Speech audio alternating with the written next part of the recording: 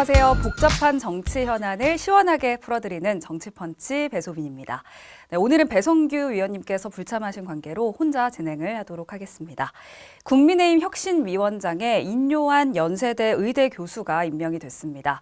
인 위원장은 아내와 아이만 빼고 다 바꿔야 한다면서 당의 대대적인 변화를 예고했는데요. 관련해서 박찬종 변호사님 모시고 다양한 이야기 나눠보도록 하겠습니다. 안녕하세요. 네, 안녕하십니까. 네, 오랜만에 또 이렇게 나와주셔서 감사드립니다. 또 불러주셔서 감사합니다. 네, 오늘 좀 다양한 이야기 나눠보도록 하겠습니다. 먼저 말씀드린 대로 국민의힘 혁신위원장으로 인요한 연세대 교수가 임명이 됐습니다. 사실 굉장히 인지도가 있는 인물이잖아요. 이번 임명 좀 어떻게 평가하시는지요? 그래서 저는 이 국민의힘당이 다시 혁신위원회를 꾸려야 되겠다라고 하는 이 사태에 대해서 어째 우리 정당이 반드시 어떤 고비에 이래야만 되는가 하는 데 대해서 이 우리가 불행한 역사를 반복하고 있다. 요 두세 달 전에 이 이재명 대표의 민주당이 혁신위를 꾸리는데 처음 혁신위원장 임명해갖고 12시간 만에 낙마하고 두 번째 사람도 또 실패해버리고 그러니까 이런 걸 경험했는데 민주당이야말로 혁신위가 꼭 필요하지요. 그런데 국민의힘당마저 이렇게 하느냐 하는 데 대해서 이제 이런 건 불행이다. 그러니까 이런 역사가 되풀이되지 않아야 된다. 왜 혁신위를 만들어가 그 혁신위에서 나온 그 혁신안을 가지고 당이 수용을 한다? 스스로 혁신할 수가 없느냐? 스스로 논의해갖고 스스로 개선, 개혁, 혁신의 방향을 정할 수 없느냐? 그럼 이게 무능력 정당 아니냐 이거야. 무능력 정당에 인큐베이터에 들어가 있는 정당이나 마찬가지지. 그러니까 혁신이 출범이 결국은 무능함을 보여주는 것이다. 이런 말씀이신 거죠? 그러니까 이게 불행한 사태인데 어차피 뭐 이렇게 됐다. 된 데 대해서 이제 인요한 교수가 혁신위원장을 맡아가지고 어떤 혁신안을 내놓을지는 아직 미지수니까. 그렇죠. 그 내 근거는 통합, 변화, 희생 이렇게 했으니까. 그리고 간간히 이 얘기가 영남 지역의 국회의원들은 대폭 갈아치워야 되겠다. 그러니까 이제 그런 신호를 암시했으니까 요 두고 봐야겠죠. 본인이 또 호남 출신임을 굉장히 강조하는 분이시잖아요. 말씀해 주신 대로 통합을 또 이야기를 했는데 사실 통합하면 떠오르는 인물이 두 명 있지 않습니까? 이준석 전 대표 그리고 유승민 전 의원인데 과연 이 두 명을 끌어안을 것인가에 대해서도 굉장히 의견이 분분하고 있거든요. 변호사님 입장은 어떠십니까? 저는 그 두 사람에 대해서 이 공개적으로 지속적으로 얘기하는 바가 있습니다. 첫째, 이 두 사람은 일란성 쌍생아로 이게 대통령 선거 3월 9일 대통령 선거 국면에서 전혀 당 후보인 윤석열 후보를 지원하는 행태를 보이지 않고 오히려 헐뜯고 회방했다. 그게 우선 첫째고, 둘째로는 3월 9일 이후 5월 10일 취임하고 지금에 이르기까지 저 상대방은 이재명 체제도 들어서고 했는데 신기하게도 이재명 대표, 민주당, 그리고 또 중간에 문재인 정권이 잠시 존재했잖아요. 선거운동 기간에는 문재인 정권이었으니까. 그러니까 문재인 정권, 이재명 대표 체제에 대해서 비판한 일이 한 번도 없어. 비판한 일이 한 번도 없어. 한 번도 없어. 그리고 이번 보궐선거 그 강서구청장 후보 보궐선거에도 당에서 이준석 전 대표에 대해서는 지원 유세까지 해달라 하는데도 거부했어. 거부하고 이 선거 전에 18%로 진다고 이 얘기를 했어. 예측을 했죠. 공개로. 맞습니다. 그러니까 그건 마치 반드시 져야 되고 그리고 지면 이렇게 크게 진다. 이래놓고 이제 선거 끝나고는 뭐라고 얘기하니까 얼마나 망해야 정신 차리겠느냐. 그 이준석이 말이야. 그러면 유승민도 똑같아. 똑같아. 그리고 3월 9일 그 선거 과정에서는 이준석은 당 대표지만은 그 당원의 대통령 후보가 결정되면 모든 인사 정책 홍보 예산이 대통령 후보에게 귀속됩니다. 그렇죠. 당 대표는 그 선거대책위원회의 그 한 사람의 구성원으로 상층부에 속할 분인데 이게 자기 자기 밑에 후보가 있어야 된다. 그리고 윤핵관들이 마음대로 하고 있다. 네네. 그래갖고 3번 가출했잖아요. 예. 그래서 어떤 저명한 평론가는 그래도 이준석이 때문에 윤석열 후보가 아슬아슬하게나마 이겼다. 당선됐다. 이렇게 네. 얘기를 하는데 나는 이렇게 얘기를 했어요. 무슨 소리 하느냐? 이준석이 그 본연의 당원 정신에 따라서 그게 선거대책위원회 하나로 협력했다고 한다면 엄청난 표차로 됐고 네. 거꾸로 그런 망동행위 때문에 낙선할 뻔했다. 오히려. 오히려 네. 이건 생각 안 하느냐 이제 이랬는데 예. 자관 지금 이 순간까지도 그래요. 그래서 그러면 윤석열 대통령은 이게 혁신위도 구성됐지만은 결국 그 혁신위 안도 최종적으로 수용하느냐 안 하느냐 하는 것은 윤 대통령 뜻에도 달려 있으니까. 그러니까 통합, 변화, 희생이라고 하는 걸 인 교수가 내가 걸었는데 그게 첫 질문이 이준석, 유승민이가 걸림돌이 되지 않느냐. 두 사람을 품어야 하느냐. 이거에 대해서는 어떤 입장이신지요? 그래서 그 부분은 이게 정당이라는 게 이익단체거든.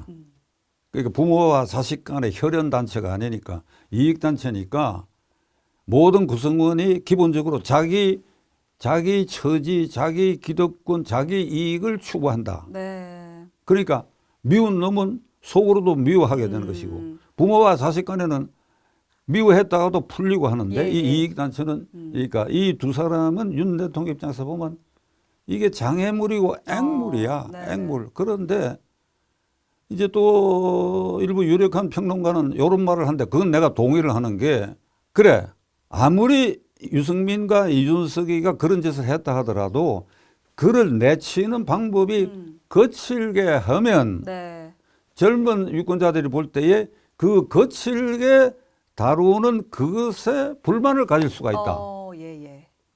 그러니까 하느님 수준에서 뭘 다뤄야 된다 이 말인데 거칠게 다루지도 않고 무슨 길도 드리고 그래야 통합도 되고 이런 길이 있으면 가장 좋겠는데 아니 다 큰 사람 60 넘은 나이에 40살 가까이 된 사람을 자식처럼 다루고 달랠 수도 없는 일이고 그러면 그 두 사람을 내쳐야 된다 이런 입장이신 건가요? 그러니까 이거 내쳐야 할는지 어째야 할는지 우리가 말하는 것은 이런 정도로 얘기를 하고 윤 대통령이 결단을 해야 되는데 윤 대통령이 결단해야 되는데 저는 이 TV조선을 통해서 용산 비서실과 그리고 비서실에서 이 말을 들은다면 윤 대통령에게 건의해 주시기를 바란다라는 전제로 제가 짧게 얘기를 할게요. 그 지금으로부터 1500년 전에 당나라의 태종 이세민 이 이세민은 중국 역사상 천고일제라고 그래가지고 1000년 만에 한 사람 나올까 말까 한 그런 황제로 추앙받는 사람. 그 정관의 치세라 그래가지고 역사적으로도 아주 높이 평가를 받고 있죠. 그런데 그가 황제가 된 데는 황세자였던 형을 왕자의 난을 일으켜갖고 죽여버렸어.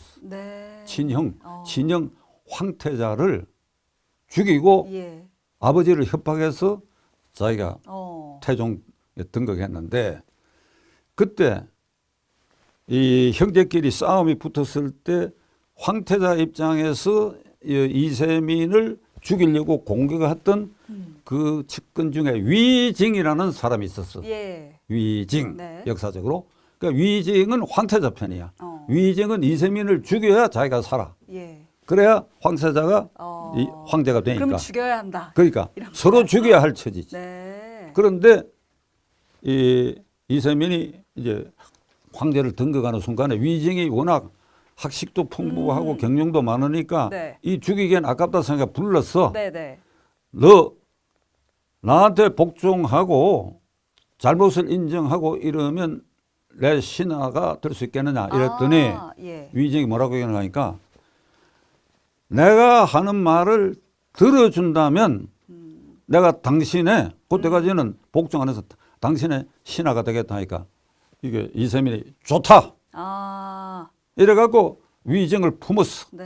품어가 시간이 조금 흘렀는데 하루는 그 태종 황제가 부인인 황후에게 내가 위증 저놈 때문에 밤잠도 못 자고 정말 이게 예, 예. 견딜 수가 없다. 저놈이 사사건건 반대하고 회방을 놓으니 말이야.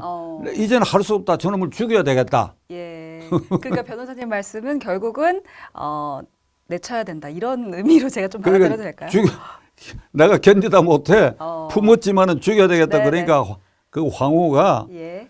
그 남편이 황제 앞에 무릎을 꿇고 폐하 위증이 폐하 곁에 있다고 하는 것은 홍복입니다. 아, 예, 예. 절대 죽이면 안 됩니다.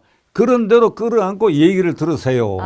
그래갖고 죽을 때까지 그대로 갔다. 예. 이세민과 위증 얘기에 이제 윤 대통령은 그런 그 아주 역사적으로 아주 이 변곡점에 있는 그 고사를 오늘 현실에 있어서 이준석과 유승민에 대해서 어떻게 대응할 것인가, 요걸 참고로 하시라는 말을 내가 네네네. 드렸고. 예. 네, 그럼 이제 말씀해 주신 대로 희생에 대한 이야기가 나왔는데 인 위원장의 말 중에 국민의힘 실세들도 책임지고 희생하는 자세가 필요하다 이런 말이 있었는데 이 말은 이제 총선이 얼마 안 남았으니까 공천하고도 좀 연결이 될 수 있는 말이 아닌가 싶거든요. 실세들의 희생 릴레이 저희가 좀 기대를 해볼 수 있을까요?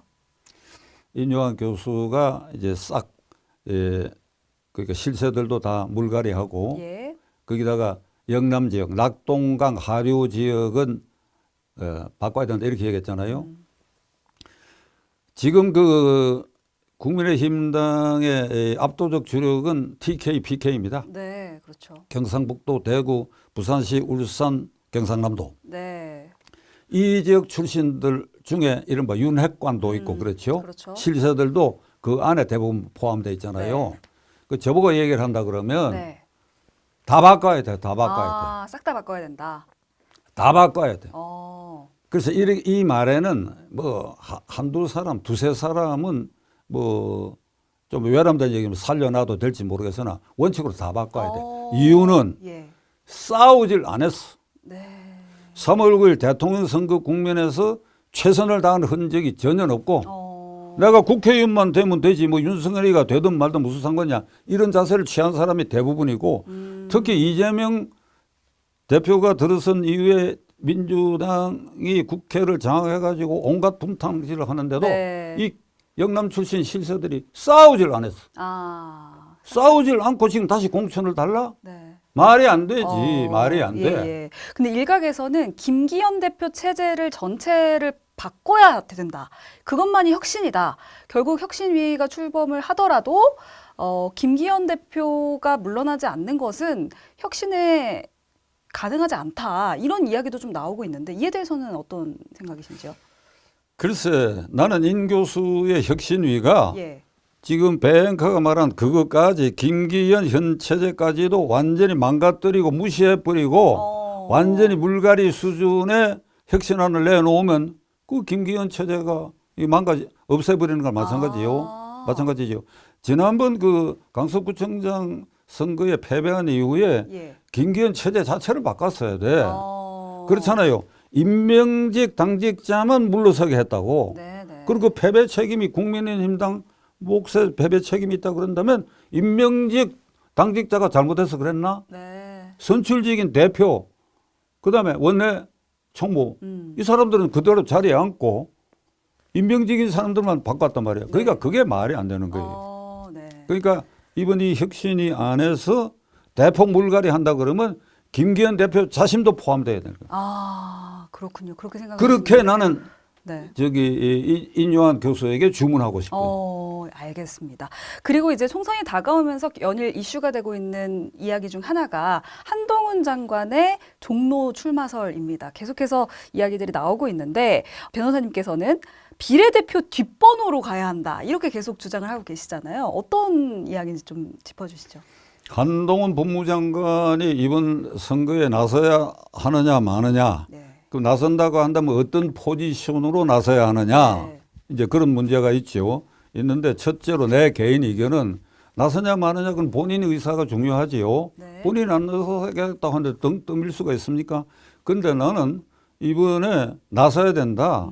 본인이 안 나서겠다 생각한다 그러면 대통령과 당이 등을 떠밀어야 된다. 나서게 해야 된다. 왜 그러냐? 지금 비상시국입니다. 국민의힘당과 윤 대통령 입장에서 보면 비상시국이에요. 그렇죠. 내년 4월 10일 선거에서 국민의힘당이 과반, 절반을 획득하지 못하면 그건 민주당이 다시 과반을 획득한다는 소리니까 네. 그렇게 된다면 지금 국회가 어떻게 망가져 있는 거 우리가 보고 있잖아요. 국회가 완전히 국민 대표자 기관인 국회가 네. 이재명을 위한 이재명의 국회로 전락시켰잖아요. 네. 방탄 국회로 만들어 놨잖아요. 그리고 모든 개혁 법안 다 저지하고 있잖아요. 대법원장 이균용 그 표결도 맞습니다. 이게 부결해 버리고 계속해서 대법원장 그 표결도 부결하겠다 그러잖아요. 네. 이게 비상시국이에요. 예. 그럼 이걸 극복하기 위해서도 이게 국민의힘당이 과반을 차지해야 되는데 과반을 차지하기 위해서는 선두에 서서 아주 빛나는 전사가 한 사람 필요해요. 그게 국민의힘당 내부 또는 그 주변 그리고 내각의 장관들 중에 한동훈이밖에 없어. 그렇잖아요. 네. 배한카 그렇게 생각 안 해요. 제 의견이 중요한 것 같지는 않고요. 그러니까 지난 1년 6개월 동안에 법무부 장관이 국회에서 자기를 이렇게 방어하면서 야당의 공격에 아주 효과적으로 대응했잖아요. 그 야당이 이제 좀 비유가 그런데 막 물어뜯으려고 막 덤벼들었는데 그러니까 한동훈 장관이 국회 본회의 상임위원회 국정감사 예산위원회 이런 데서 그게 야당 의원들의 그런 질문에 대해서 다 선방을 했다 이거 선방. 선방을 했을 뿐 아니라 그 태도나 말의 속도 경우에 따라서는 그 말의 내용 이게 아주 일품이야. 그러니까 민주당 의원들이 판판이 깨지니까 그 동영상이 재미가 있으니까 그렇죠. 지금 유튜브나 SNS에 도는데 어떤 동영상은 어떤 이유나고 이제 질문 답변하는 과정의 것은 그게 수백만 뷰에 오르고 있다. 그만큼 한동훈 장관은 스타덤에 올라가 남녀노소 구분 없이 만나보고 싶다. 만나면 사진 찍고 싶다. 저도 난 한동훈 장관하고 아무 인연이 없어요. 아무 본 일도 그런데 한동훈 장관하고 차 한잔 마시고 싶으신 저 맞아. 그래요. 제 주변도 다 그래요. 그게 뭔 걸 말하는가 하면 완전히 정치인으로서 스타덤에 올랐다. 그러니까 이런 사람을 안 나오게 해? 나와야 된다 이게. 나와야 되는데 그러면 어떤 포지션이냐? 그게 중요하지요. 지역구냐? 뭐 어떻게 해야 되느냐? 어느 지역구냐? 어떻게 생각해요? 저의 생각이 중요한 것 같진 않지만 요즘에는 이제 종로에 출마할 거다 이런 이야기가 계속 나오고는 있죠. 종로에 한다, 양천구에 한다, 어디 한다 하는데 그건 다 헛발질이야. 뭘 해야 되냐? 비례대표로 나와야 돼. 비례대표. 비례대표가 이제 국민의힘당이 20개 석이 안정적이라고 한다면 그 20번 안에 들어가면 안 되고 22번이나 23번 이게 누구 눈에도 저건 낙선할 가능성이 있다 하는 그 번호에 배치돼 가지고 이게 한동훈 장관 내가 앞에 설명한 것처럼 느낌의 말이죠. 아주 날렵한 표범의 인상입니다. 날렵한 표범이야. 그 표범이니까 아무나 무는 게 아니야. 잘못된 거, 부정의한 거 그것만 물지 그 외의 것은 이게 아주 부드럽다. 그러니까 날렵하다 이게. 그러니까 이런 날렵한 표범을 어떤 지역구 한 우리에 가두어도 말도 안 되는 소리지. 말도 안 되죠. 어떤 평론가들은 뭐 종로에 나와서 뭐 해야 된다 하는데 그건 잘못 생각하는 거예요. 그러니까 그런 날렵한 표범을 전국적 인기가 있는 이 사람을 어떻게 무대를 주어가 활용하게 하느냐. 비례대표지. 그것도 낙선할 수밖에 없는 번호에 배치돼 가지고 그리고 한동훈 장관이 나서서 이렇게 얘기하는 겁니다. 제가 이번에 국회의원 되려고 나선 거 아닙니다. 그리고 제 이 번호도 당선이 어려운 번호입니다. 그런데도 왜 제가 나섰느냐. 만일 국민의힘당이 이번에 과반수를 얻지 못하면 이 나라가 큰일 납니다. 민주당이 여전히 장악되면 윤 대통령 탄핵으로 몰아갈 것이고 나라를 아주 쑥대밭으로 만들기 확실하기 때문에 국민의힘당이 과반수를 차지하기 위해서 제가 국회 들어가는 걸 포기하고라도 국민들에게 이 절박한 사정을 호소하기 위해서 비례대표 뒷분에 섰습니다. 그런데 여러분들이 저의 이 취지에 동의하셔가 압도적으로 저희 당 후보들을 지지해 주시면 예. 저까지도 들어갈 수 있습니다. 예. 네. 이렇게 말하는 사람이 한 사람 이상 있어야 되는데 오늘 현재로 눈을 씻고 봐도 예. 국민의힘당 안에 강요 중에 네. 주변 인사 중에 그럴 수 있는 사람이 없어요. 예. 김기현 대표가 나가 국민 여러분 우리는 절박합니다. 무슨 윤지혁 원내대표가 우리가 절박합니다. 사무총장 이만희가 나와서 절박합니다. 네. 그건 지 선거구에 가서나 먹힐까 그렇지. 예, 알겠습니다. 그러니까 이럴 수 있는 대표 주자가 한동훈이다. 예, 알겠습니다. 국민의힘이 이제 이르면 내일 혁신위가 출범을 할 전망이고 앞으로 이제 많은 변화를 예고는 하고 있는데 변호사님께서 보시기에 이 부분을 특별히 좀 바꿔야 한다. 하나만 꼽아주신다면 어떤 부분일까요? 나는 인요한 교수가 이 와이프 자식 빼고 다 바꿔야 된다고 네. 얘기했으니까 약간 기대를 합니다. 그 바꿔야 한다고 한 데는 김기현 체제를 다 포함하기를 바라고 그랬을 때 이 안에 반발을 어떻게 이게 이렇게 다독이고 제압하느냐 이건 윤 대통령 몫입니다. 그러니까 네. 저는 윤 대통령이 앞에 위진과 이세민 관계 얘기했던 것처럼 예. 유승민, 이준석 관계 해결도 네. 윤 대통령의 결단에 달려 있는 것이고 그다음에 인요한 교수의 어떤 혁신안도 그것을 받느냐 마느냐 하는 것은 나는 김기현 대표 체제를 완전히 망가뜨린다. 네. 예를 들어서 김기현 대표도 울산 입법하지 마라. 이런 결과가 와더라도 대통령이 수용할 수 있어야 된다. 네. 근데 과연 그럴 수 있겠느냐? 한 대 돼서 일말에 불안이 있어요, 저는. 예. 그러나 그게 문제다 이거야. 네. 그거 1%, 1 내지 2% 대통령의 결단에 모든 게 달려 있다. 예, 알겠습니다. 네, 다음으로 이제 이재명 대표에 관한 이야기 좀 나눠보도록 하겠습니다. 단식으로 입원한 지 35일 만에 이제 당무에 복귀를 했습니다. 이 대표는 무능한 내각 총사퇴 그리고 여야정 3자 회동을 제안을 했는데 이 대표의 이 복귀 첫 목소리 좀 어떻게 들으셨는지요? 3자 회동을 어디를 말하는 거예요? 이재명 대표가 말하는 3자 회동은 여야정. 그러니까 용산. 네. 용산에 누구? 대통령까지 끌고 들어갔나? 네. 대통령 김기현 자기 이렇게 만나자는 거예요? 예. 그런 뜻이죠? 네.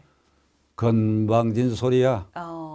한마디로 건방진 소리야. 네. 왜 그런가 하니까 가짜 단식 아니야. 단식 안 했어. 가짜 행각을 보이고 그래야 공판 미루고 수사도 미루고 그래야 유창훈 부장판사의 영장 기각도 유도했다고 나는 봐요. 유도했다고. 네네. 그 이재명 측에서 가만히 있어가지고 그게 기각된 게 아니고 뭔가 크게 작용했다고 나는 봐요. 크게 작용했다고. 네. 우리가 눈치채지 못하는 부분에 왜 그런가 하니까 그 영장이 기각되느냐 마느냐 누가 제일 이해관계를 가졌겠어요. 기각이 되면 가장 큰 피해를 입는 게 이재명이 감옥에 당장 들어가야 되니까. 그렇죠. 그 다음에는 누구냐. 그 다음에 권순일과 김만배 대장동 일당 50억 클럽 이 사람들의 수사가 신속히 진행될 거예요. 네. 그러니까 수단 방법을 가리지 않고 영장 기각시키고 이래가 가짜 단식하고 그리고 35일 만에 나타나가지고 네. 기껏 한다는 게 자기 책임 그동안에 국회를 황폐화시키고 이한 심의도 다 미루게 만들고 네. 일어나놓고 와서 자기는 아무 잘못이 없는 것처럼 대통령 헐뜯고 네. 그다음에 무슨 3자 회동하자. 건방지기 짝이 없는 것이다. 건방지기 짝이 없다. 네. 정치 펀치 마지막에 이게 글로브를 지금 감옥 끼고 때려야 돼. 네, 그 말씀하신 대로 강서구청장 보궐선거에서 국민의힘이 패배한 이유가 유창훈 판사 때문이다 이런 말씀을 하셨잖아요. 어떤 내용이죠? 불행한 일이지만은 네. 강서구청장 그 선거는 국민의힘당이 패배할 수밖에 없다. 그 후보를 내는 게 잘못이다. 네네. 후보를. 그러니까 김태우라는 사람이 문재인 정권 민정수석 비서실에서 여러 가지 부정 비리를 폭로해서 이게 공익 제보자의 대우를 받아야 되는데도 그냥 거꾸로 파면하고 재판에 회부했으니까. 그러니까 윤석열 대통령이 이 사람은 공익 제보자를 보호해야 할 대상이다. 그러니까 유죄 판결 나가 이제 그 자리를 비키게 되니까 8월 달에 사면하고 네. 10월 달에 입후보 시켰는데 이게 실수야. 안 내보냈어야 돼. 당헌 당규에도 이런 경우는 후보 내면 안 됩니다. 그런데 이왕 후보가 나왔다. 그런데 민주당이 이걸 정권 심판 쪽으로 몰아갔거든. 225분의 1 지방자치단체가 225개가 있는데 그중에 하나의 보궐선거에 민주당이 정권 심판을 걸었단 말이에요. 네. 그러면 이쪽에서는 거기에 대응해갖고 이게 오프사이드 전법을 써야 돼. 뭔가 하면 그래 정권 심판으로 미뤄오더라도 우리는 아니다. 일개 지방선거다. 이렇게 물러서야 되는데 요도 총력전을 해버렸단 말이야. 예, 예. 이런 과정에서 선거 양상이 정권 심판이 돼 가는데 유창훈 부장판사라는 자가 네네. 이게 이재명 영장까지 기각을 하니까 영장 기각은 무죄라고 지금 떠들고 다니거든. 네네. 이 최종 판결이 아니거든. 그렇죠. 그러니까 이걸 무죄라고 해가 자 봐라 윤석열 정권의 검찰공화국 검찰 독재 여기까지 붙여가지고 이 선거 국면을 심판 쪽으로 정권 심판 쪽으로 몰았으니까 네. 17% 차이가 압도적으로 차이가 난 그 절대 공신은 유창훈이지. 예. 그 말이에요. 네, 그럼 유창훈 요소가 없었으면 그런 차이가 난 안 났으라고 네. 봐요. 그러니까 이재명 대표가 지금 사법 리스크가 굉장히 여러 가지가 있잖아요. 근데 그 중에서도 이제 선거법 재판 결과 이제 변호사님께서는 총선 직전에 무죄로 나올 수 있다 이렇게 좀 예고를 하셨는데 그 근거는 어떤 건가요? 간규태 부장판사가 이제 이재명 대표의 공직선거법 위반 사건을 맡고 있는데 네. 그게 작년 9월에 기소가 됐습니다. 예. 선거법 위반 사건은 1심이 6개월, 2심이 3개월, 예. 대법원이 3개월. 그러니까 물론 항소 상고했을 때 1년 안에 결론이 나게 돼 있는데 네네. 작년 9월에 기소한 사건이니까 지금 1년 2개월째가 돼 가거든. 근데도 아직 결심도 안 하고 있고 재판은 계속되고 있다. 네. 요 상태가 그 강 부장 판사 자신이 공직선거법을 위반하고 있다. 그러니까 요 기한을 안 지켰다. 네. 기한 아무리 이재명이가 꾀병을 부리고 하더라도 이런 경우에는 꾀병 부리고 이럴수록 이게 밀집해서 신속 재판 절차를 회부해야 돼요. 네. 신속 재판 절차에 예. 일주일에 2번, 3번을 하든지. 그래 벌써 결론이 났어야 되는데 그러니까 결론은 안 된다. 이게 안 되는데 이 강 부장이 이 공판을 연기하고 하는 이런 여러 태도를 봐가지고 이건 선입감이 이재명을 살려야 된다는 쪽에 서 있다. 이렇게 판단하는 사람이 많고 저도 그렇게 판단합니다. 공직선거법 위반이 2개입니다. 거짓말 했다는 건데 김문기 성남시 개발처장을 모른다고 했다는 거고. 네, 그렇죠. 그다음에 이게 백현동 이게 형질 변경을 4단계 상향한 것이 건설교통부의 압력에 의한 것이라는 거. 요 2개가 거짓말로 기소가 됐는데 네네. 이재명 뭐라고 변명하는 거니까 김문기는 수시로 결제받고 해외여행도 같이 했는데 모른다 그런다고. 그게 뭐라고 하는 거니까 저는 안면 인식 장애가 있다. 네. 배행카도 없이. 내가 배행카를 지금 4번째 보는데 이거 지나가다가 아주 미인이 지나가는데 누구더라 이럴 수 있어요. 근데 이거는 부하로 늘 결제받는 사람이야. 근데 그렇죠. 자기는 안면 인식. 그러니까 그런 정도 안면 인식 장애면 시장도 하지 말고 대표도 하지 말아야지. 그런데 네.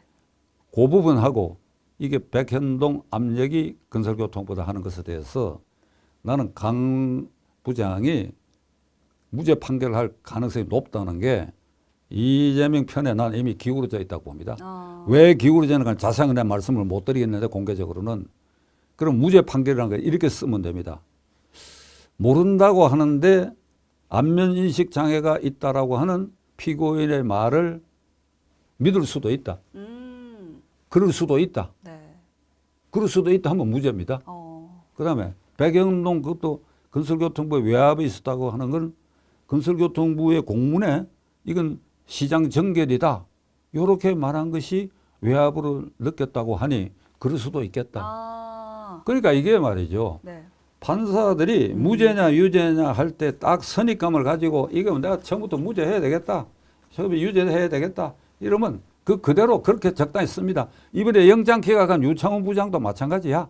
열 몇 시간 만에 기각 결정했는데 나가 보기에는 양쪽이 9시간 동안에 피고인 이재명 측과 검사 측이 막 증거를 갖고 싸웠잖아요. 나는 눈 감고 그 얘기 하나도 안 들었으라고 가정을 해. 그냥 듣는 신용만 하고 있다가 방에 들어가서 몇 시간 동안 끄적거려서 낸 게 그게 기각 결정이야. 네. 그러니까 이게 아주 선입감을 갖고 했는데 자, 내가 이 두 사람에 대해서 의심을 갖는 것 중에 하나는 이게 김명수의 키즈들입니다. 키즈. 순한 양들, 길들인 양들이야. 그러니까 문재인 정권 쪽, 쪽 사람들의 사건에 대해서는 무죄, 집행유예, 보석, 영장기각 이게 다반사라 하는 게 이게 김명수 체제거든. 그 김명수 체제가 지금도 계속되고 있고 거기에 순한 양들 중에 하나가 유창훈이고 하나가 강규태다 이거야. 네. 그러니까 우리가 절대 신뢰할 수가 없다. 그런데 문제는 4월 10일이 선거인데 네.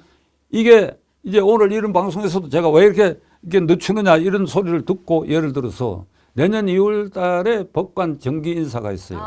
예. 그때 요 상태에서 미적거리다가 정기 인사 되면 본인 날아가 버리면 후임이 들어와 가지고 4월 10일을 넘어갔지요. 네네. 이게 더 늦출 이유가 없는 사건인데 그다음에 강규태 부장이 그 자리에 스테이 한다면 2월이나 3월 달에 무죄. 이재명의 공직선거법 사건은 무죄다. 이러면 이게 국민들과 국민의힘당에 어떤 충격을 주겠어요? 네. 어떤 충격을 주겠어요? 이재명 기세등등 해가지고 말이야. 이 검찰공화국이 나라를 옥죄를 하다가 무죄다 말이야. 이 선거에 어찌 되겠어? 선거에. 중간 부동층 표가 어떻게 되겠어?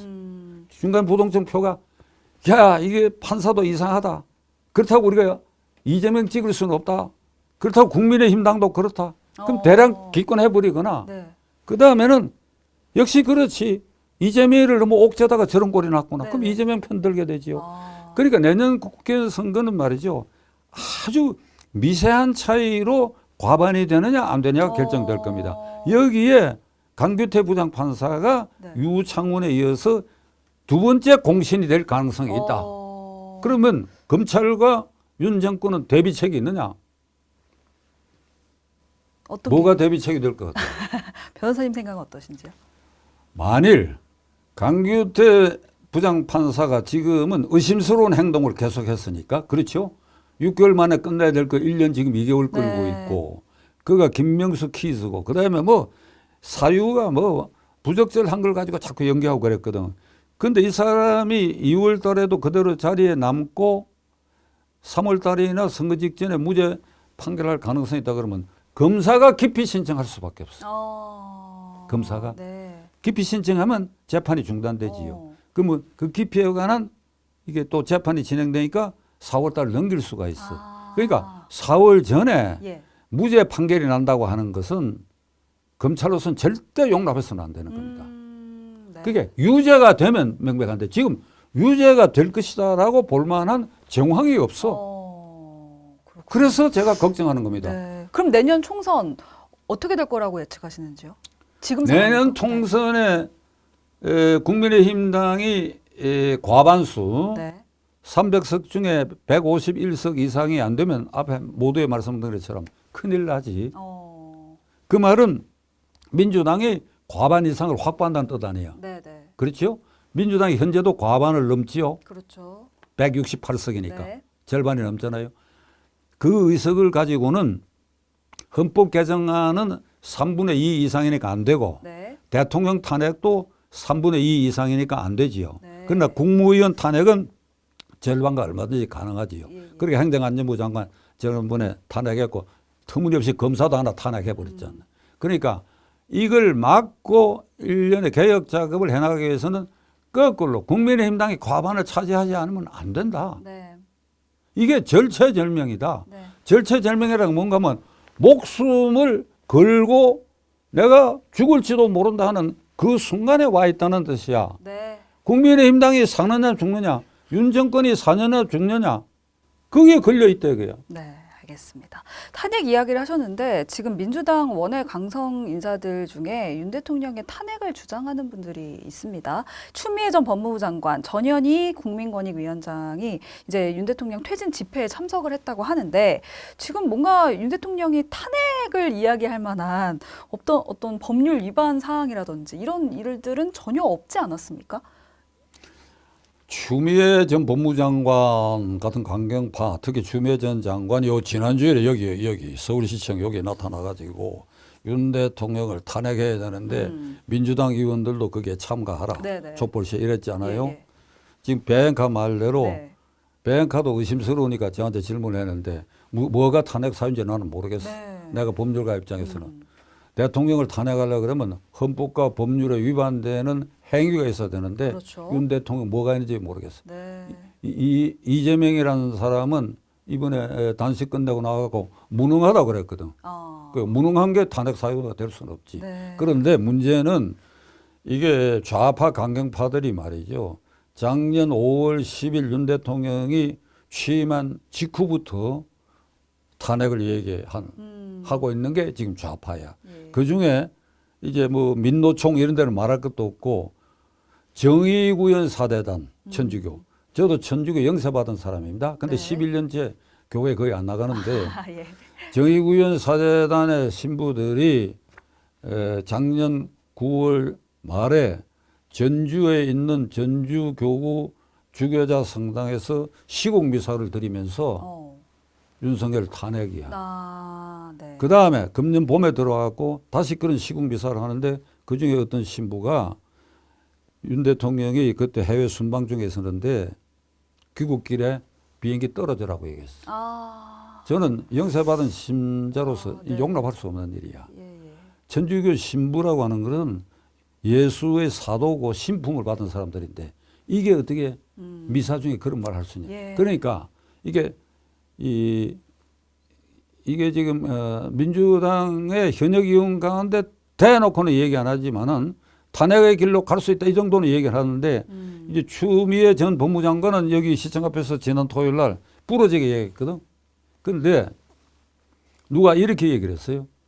추미애 법무장관이 윤석열 대통령을 만드는데 공이 있습니까 없습니까? 있죠.